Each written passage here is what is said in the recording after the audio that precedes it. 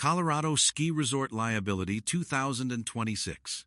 A landmark $21 million verdict from the 17th Judicial District of Colorado has just changed everything about ski resort liability waivers.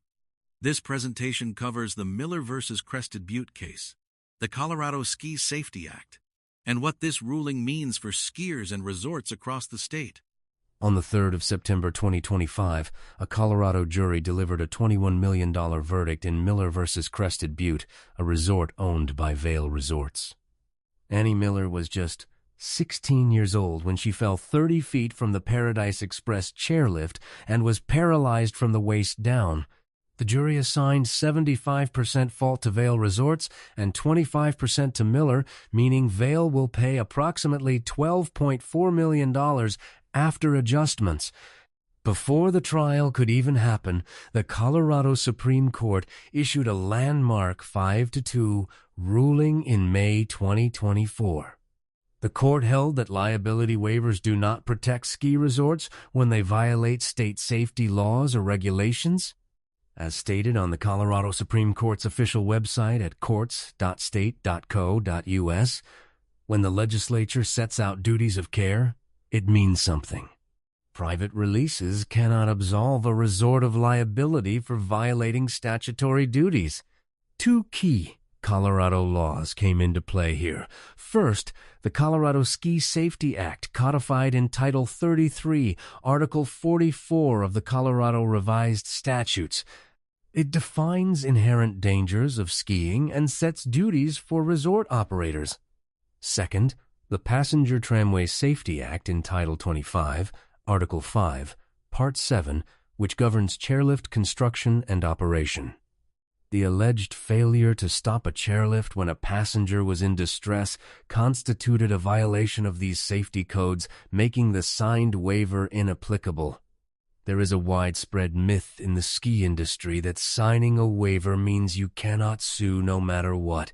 The Miller ruling proves that belief is dangerously wrong. Under Colorado law, waivers are contracts of adhesion interpreted strictly against the drafter, in this case the resort. A waiver that attempts to release a resort from liability for violating safety laws is unenforceable as against public policy. The full text of the Colorado Ski Safety Act is available at leg.colorado.gov. What exactly constitutes negligence per se in a ski resort context? It means failing to act with the reasonable care required by statute. This includes inadequate snow grooming leading to hidden hazard formation, poor hazard signage leaving obstacles unmarked, delayed ski patrol response times, improper lift maintenance causing chair and cable failures, and insufficient staff training for lift operators.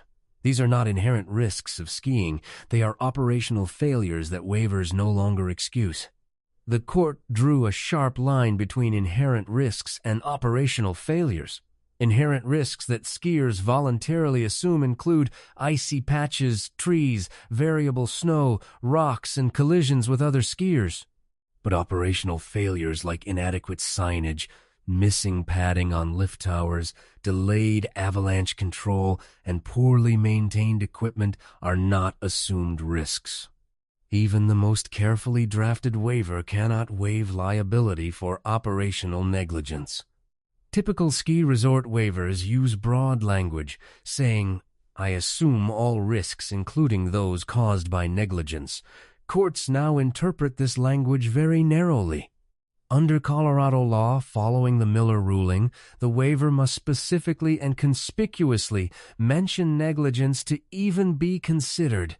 Vague assumption of risk language does not waive ordinary negligence claims.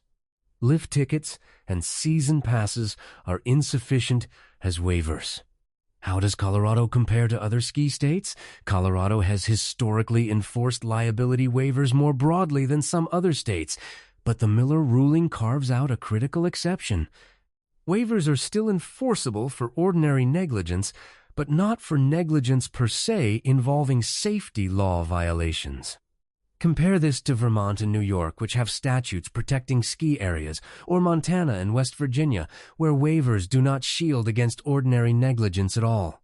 What does this mean for Colorado ski resorts? They must urgently reassess their risk management strategies. Reliance on waivers as a primary liability shield is no longer viable when safety laws are involved.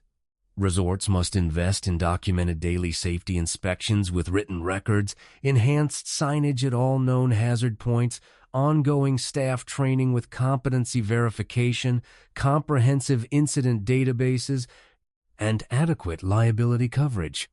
The National Ski Areas Association provides risk management resources at nsay.org. The insurance market is already responding to this ruling.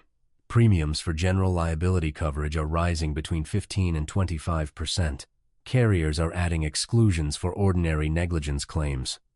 Umbrella policies are becoming mandatory for resort operators. Resorts should expect more rigorous underwriting, including audits of safety protocols and training programs. The cost of prevention is far less than the cost of litigation. Here are the legal resources you need. For the Denver Post article covering the $21 million verdict, scan the QR code linking to denverpost.com. For the full Colorado Supreme Court opinion, visit their website at courts.state.co.us. The Colorado Ski Safety Act is in Title 33, Article 44, available at leg.colorado.gov. The Passenger Tramway Safety Act is in Title 25, Article 5, Part 7. And Berg Simpson, the firm that represented Annie Miller, has published excellent legal analysis at bergsimpson.com. The Colorado ski liability landscape has been fundamentally transformed. The Miller versus Crested Butte ruling makes clear that liability waivers do not trump safety laws. Ski resorts must invest in genuine safety protocols, rigorous documentation, and adequate insurance. For skiers, knowledge is power. Understand your rights before you hit the slopes. Scan the QR codes on this slide for direct access to the verdict coverage, the Supreme Court opinion, and the Colorado safety statutes that protect every skier on the mountain.